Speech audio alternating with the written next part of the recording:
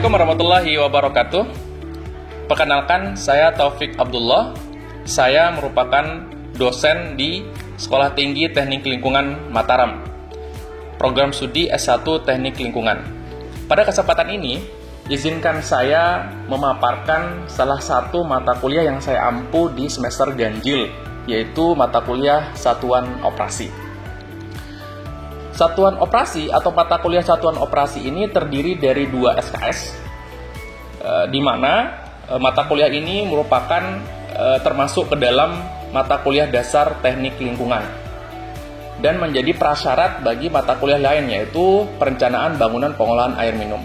Untuk deskripsi mata kuliah Satuan Operasi sendiri itu membahas tentang proses-proses fisik dalam pengolahan air minum. Sedangkan untuk capaian pembelajaran mata kuliah, ini terdiri dari yang pertama adalah mahasiswa harus mampu memahami kegunaan dan fungsi dari satuan operasi itu sendiri. Kemudian yang kedua adalah mahasiswa mampu memahami apa yang terjadi pada proses screening. Dan berikut juga tentang bagaimana menghitung heat loss atau energi yang hilang dalam air yang melalui screen.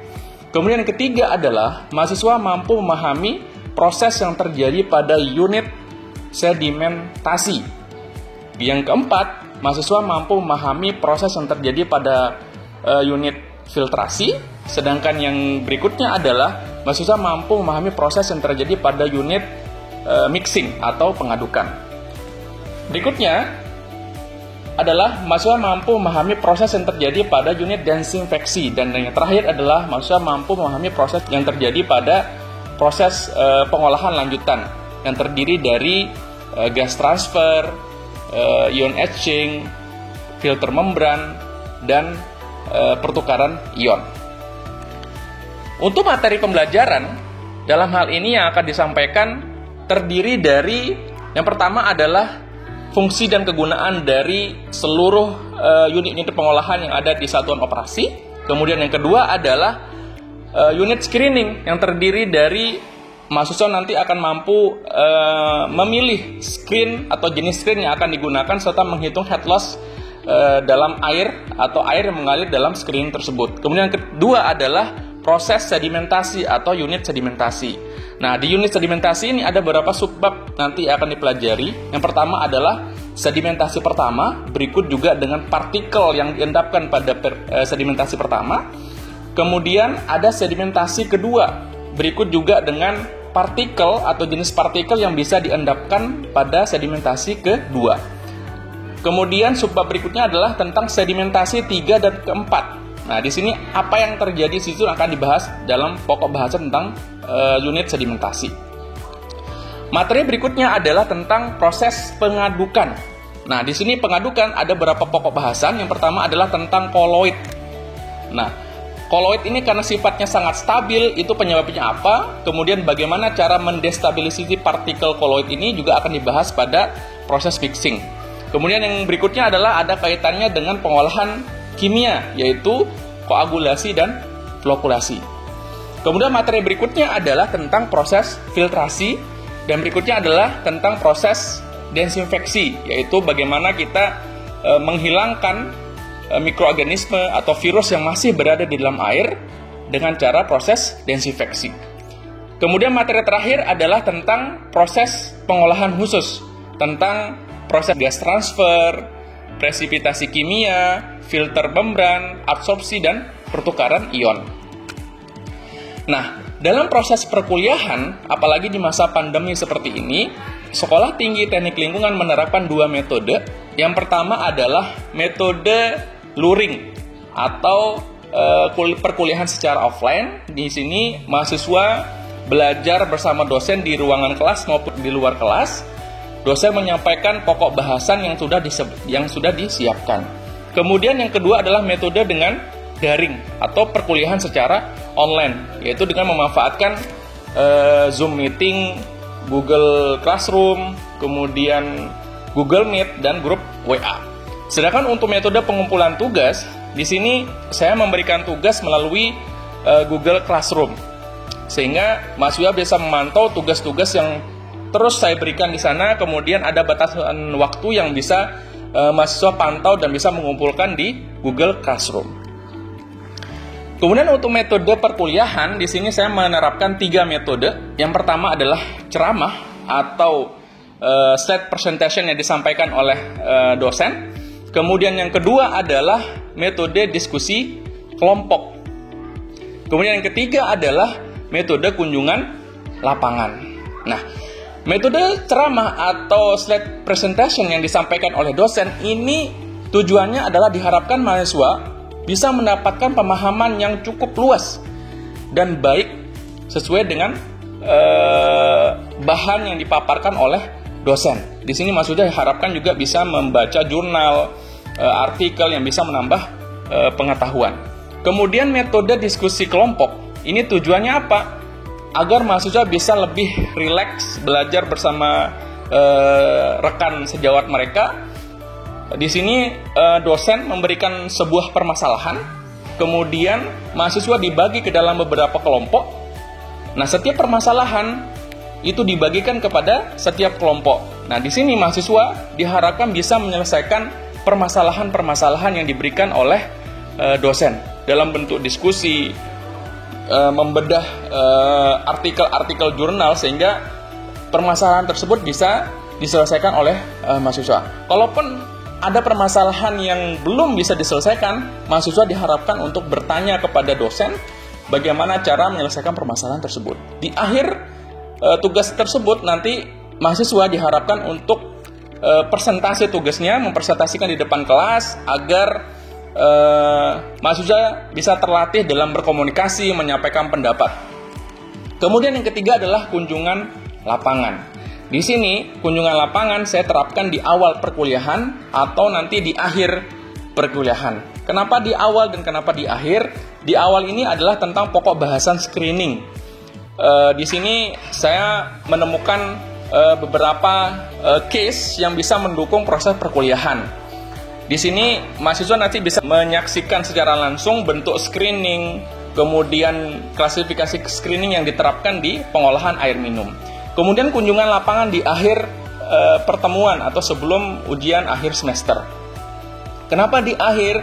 Karena kita menunggu seluruh materi yang disampaikan selesai, kemudian nanti kita ajak kunjungan lapangan mahasiswa di sebuah unit pengolahan air minum di Lombok yang menggunakan sumber airnya adalah air permukaan dan pengolahan air minumnya itu dia menggunakan pengolahan lengkap.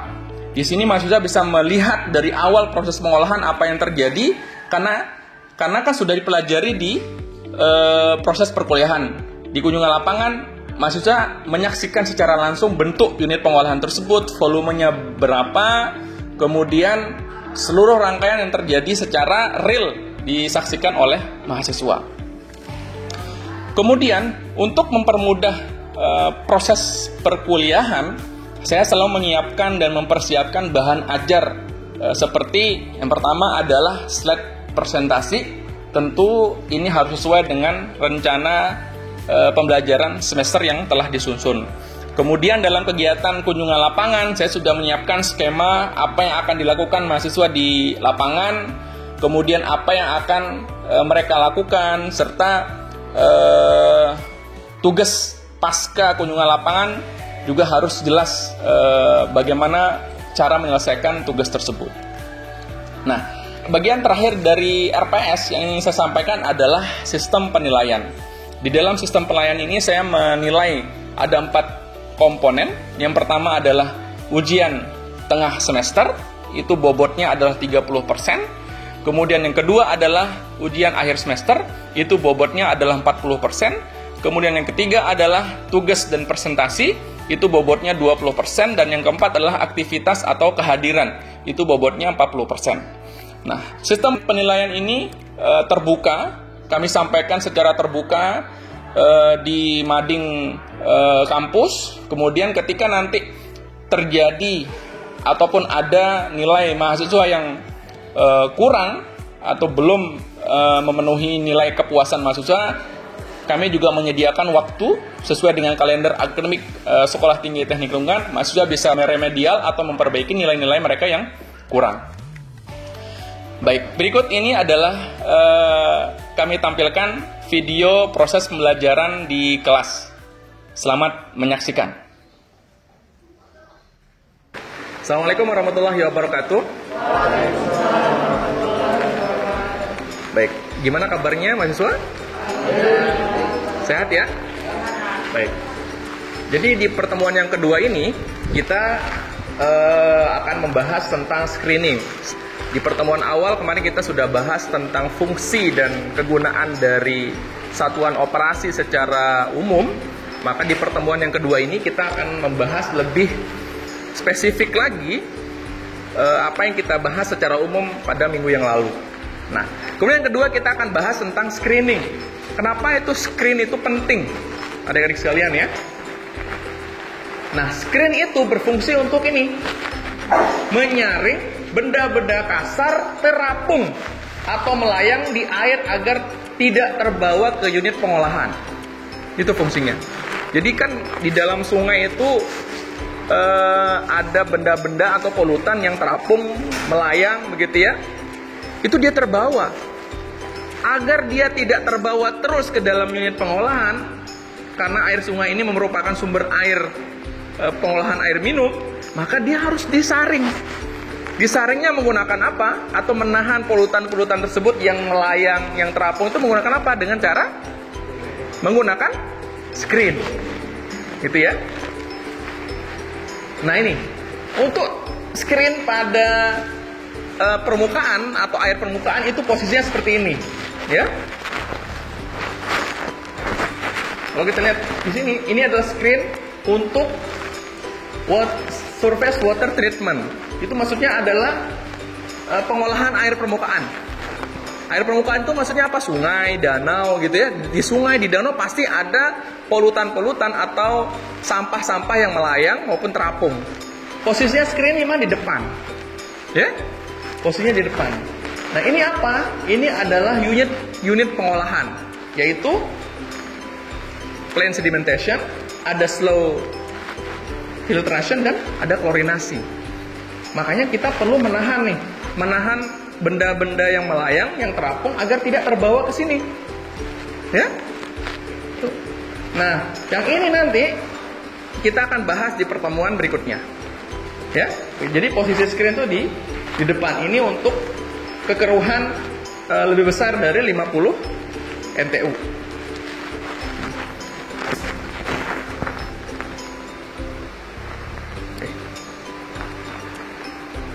Lalu bagaimana dengan polutan yang tinggi nih? Atau limbah yang memiliki polutan yang sangat tinggi. Posisi screen tetap berada di depan. Tapi yang membedakan adalah unit pengolahannya. Ya? Tadi kalau kita lihat yang menggunakan air permukaan karena cenderung polutannya sedikit, pengolahannya tidak terlalu kompleks. Kalau untuk air limbah yang tinggi polutannya, ini pengolahannya ada klorinasi pertama. Kemudian ada aerasi. Kenapa perlu aerasi? Karena biasanya di air yang dengan polutan tinggi itu biasanya oksigennya kurang. Karena perlu di aerasi. Kemudian ada koagulasi dan flokulasi. Ini menggunakan bahan kimia. Nah, jadi ini semua nanti kita akan bahas di pertemuan berikutnya. Jadi yang penegasannya di sini adalah letak screen. Screen itu selalu berada di depan. Fungsinya apa tadi? Menyaring ya, menyaring benda-benda kasar atau terapung yang akan terbawa ke unit pengolahan. Oke, untuk klasifikasi screen itu terdiri dari ada beberapa. Yang pertama berdasarkan ukurannya, ukuran bukaan. Ada yang coarse, ada yang medium dan ada yang fine. Ada yang kasar, bukaannya itu kasar. Kasar itu artinya dia jarak antar besinya tuh agak jauh, gitu ya, nama kasar. Kemudian ada yang medium, medium itu pertengahan. Kemudian ada yang fine, fine itu lebih rapat lagi, gitu ya. Nah, kalian harus mampu menentukan nanti mau pakai yang kasar, mau medium, atau mau yang fine. Nah, tergantung dari apa? Iya, tergantung dari kegunaan. Kegunaannya sama kan? Apa? Tergantung dari dari polutannya, ya kan? Kalau polutannya di air itu banyak, maka kita pakai yang medium atau fine. Jangan pakai yang jarang. Kalau jarang nanti sampahnya lewat antar jeruji itu kan bisa lolos. Jadi mengolah sampah juga akhirnya. Kemudian ada konfigurasinya, ada yang bar, ada yang mesh. Bar itu maksudnya seperti ini. Bar itu jeruji besinya vertikal. Nah, itu ya.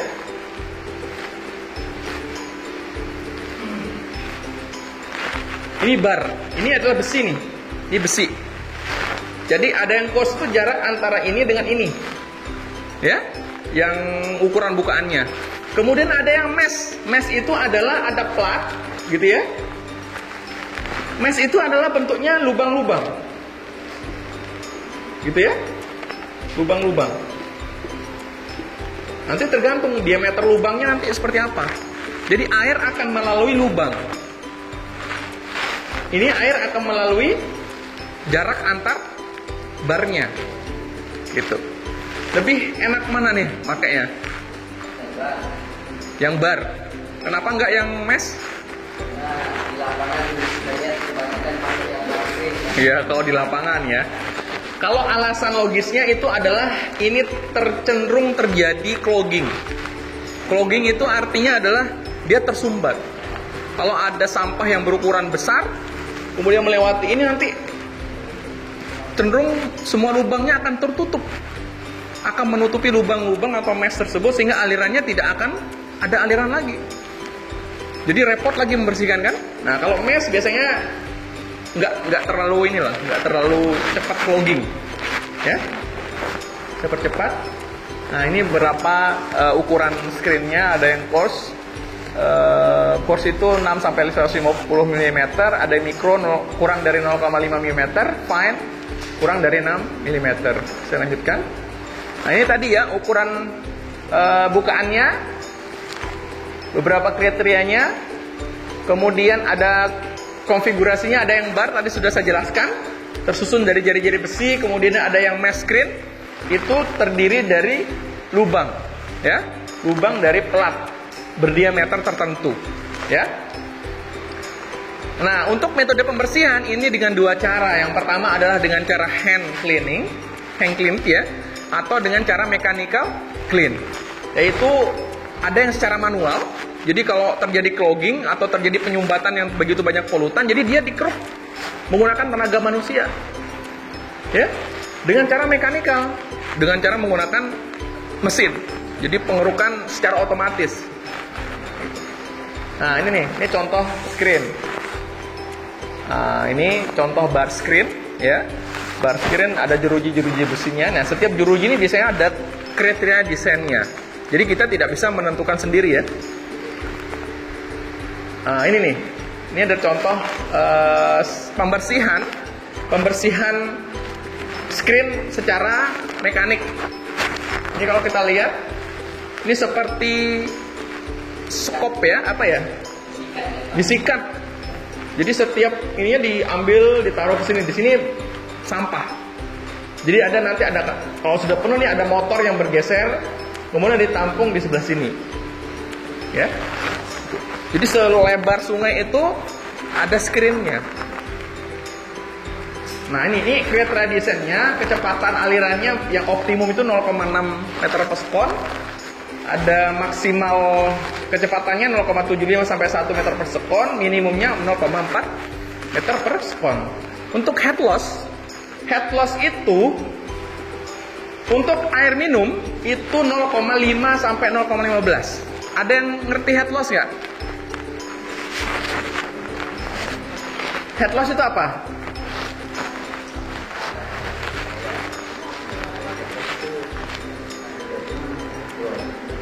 Gak boleh lupa nih head loss ini ya. Head loss itu apa? Jadi head loss itu adalah kehilangan energi, gitu ya. Kehilangan energi akibat air melalui apa? Belokan juga. Tapi di sini kita bahas screen, berarti kehilangan energi akibat aliran melalui screen. Jadi setiap air bergesek dengan apapun itu pasti ada head loss-nya. Kalau ini air bergesek dengan jeruji besi, itu juga ada nilai head loss-nya. Air berbelok misalnya dalam pipa, air berbelok L misalnya, itu juga ada nilai head loss-nya. Pipa T itu juga ada nilai head loss-nya. Nah, nilai head loss kalau dalam nanti kita bahas di proses koagulasi flokulasi itu ada gradien kecepatan. Jadi penggunaan nilai kecepatan itu nanti berpengaruh pada head loss. Ya. Nih, untuk drinking water itu head loss-nya 0,5 sampai 0,15 meter. Untuk wastewater atau air limbah itu 0,10 sampai dengan 0,4. Nah, bagaimana sekarang cara menghitung head loss? Menghitung head loss itu rumusnya adalah delta H. Delta H itu sama dengan H1 min H2 sama dengan 1 per 2G kali CD kuadrat dikali dengan V atau kecepatan aliran dalam screen kuadrat dikurangi dengan kecepatan air sebelum melewati screen. Nah, ini harus diingat nih sama mahasiswa. Nah, nanti saat kunjungan lapangan kita akan coba menghitung sesuai dengan real yang ada di lapangan. Kita akan melihat screen yang digunakan di lapangan itu seperti apa, ya. Berapa screennya, lebar antar screennya, lebar antar jeruji besinya berapa, begitu ya. Lebar sungainya berapa, kedalamannya berapa, nanti kita akan coba hitung sesuai dengan kondisi real di lapangan. Nah, ini soal latihan, nanti kita cek ke lapangan screen yang sedang terpasang di lapangan biar adik-adik sekalian bisa langsung menyaksikan kira-kira nih screen apa yang digunakan oleh perusahaan air minum Giri Menang dalam mengolah air. Ya, terima kasih. Kita ketemu minggu depan dengan topik pembelajaran tentang proses sedimentasi. Terima kasih mahasiswa. Assalamualaikum warahmatullahi wabarakatuh.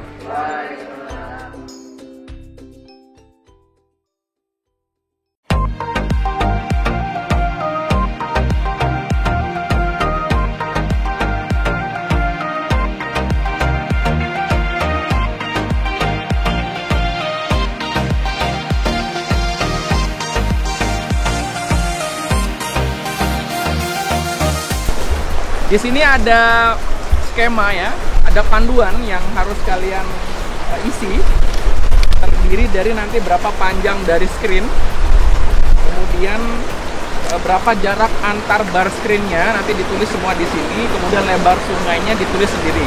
Nanti gunanya nanti datanya untuk menghitung head loss yang sudah saya sampaikan di ruang kelas tadi untuk menghitung head loss ya, rumusnya sudah saya sampaikan. Jadi silakan mahasiswa memegang bagi kelompoknya ya. Oke, silakan dilanjutkan untuk menghitung jarak sungai sekarang, lebar sungai dari, berarti kalau ini kan dipakai berarti tidak sungai-sungai kan? Betul, Pak. Berarti yang digunakan adalah pembatas dari dari batu itu atau dari pasir sampai dengan dinding sungai yang sebelah kiri. Silakan diukur jaraknya.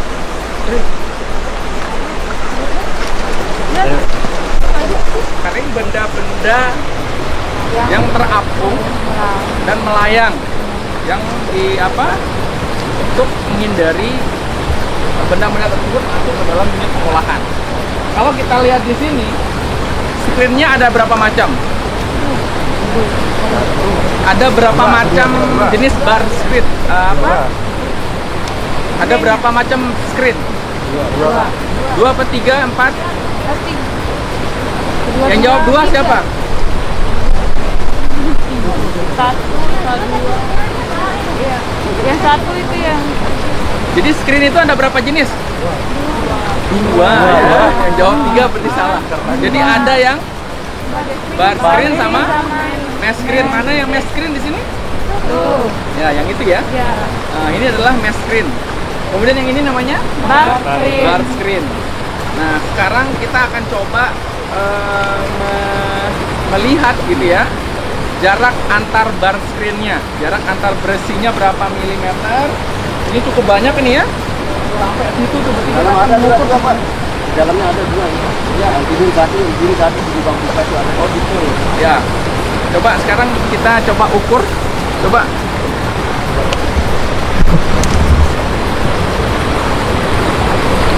Oke, satu orang yang laki ya, satu orang perempuan yang lain bisa mencatat.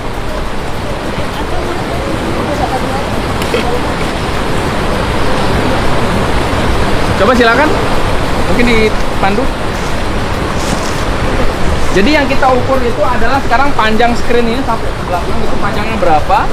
Satu orang mega.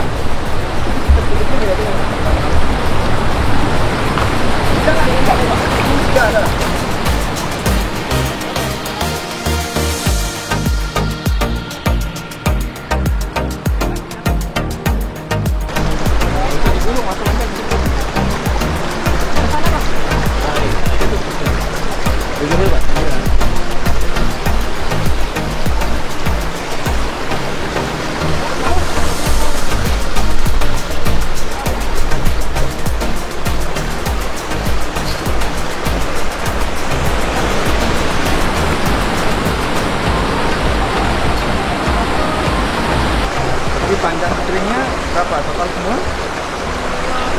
Berapa dia ditembak? Udah itu. 0,47 di dalam 0,93. 0,47. 6,93. 9,4 meter. Nah, sekarang coba kita hitung berapa banyak jeruji besinya, bar screen-nya. Coba dihitung Bayu. Berarti yang depan aja sampai sana. Erlan coba hitung berapa banyak jeruji besi atau bar screen yang ada di situ. Dari ujung Erlan sampai sini.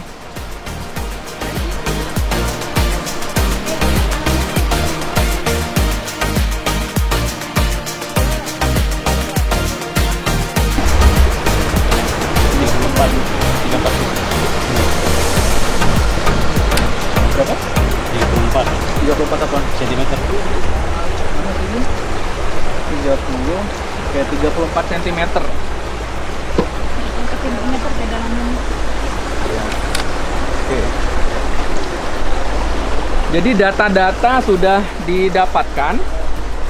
Kedalaman air, kedalaman sungai sudah didapatkan, lebar sungai sudah didapatkan, kemudian panjang screen-nya sudah didapatkan.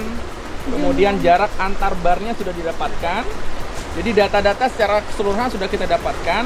Nah, nanti harapannya ketika mahasiswa sudah ini penugasan selanjutnya ya. Mahasiswa nanti menghitung head loss ya dari data-data yang sudah didapatkan Kabit. Ya. Oke. Mungkin itu saja ya pertemuan kunjungan lapangan kita. Semoga nanti mahasiswa tugas berikutnya tadi adalah menghitung head loss di rumah masing-masing dengan kelompok masing-masing. Baik, terima kasih semuanya. Assalamualaikum warahmatullahi wabarakatuh. Waalaikumsalam warahmatullahi wabarakatuh.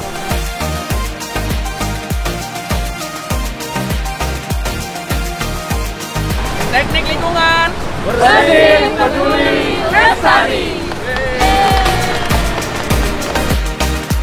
Demikian proses pelajaran yang telah berlangsung. Semoga video ini bermanfaat. Saya Taufik Abdullah. Terima kasih. Assalamualaikum warahmatullahi wabarakatuh.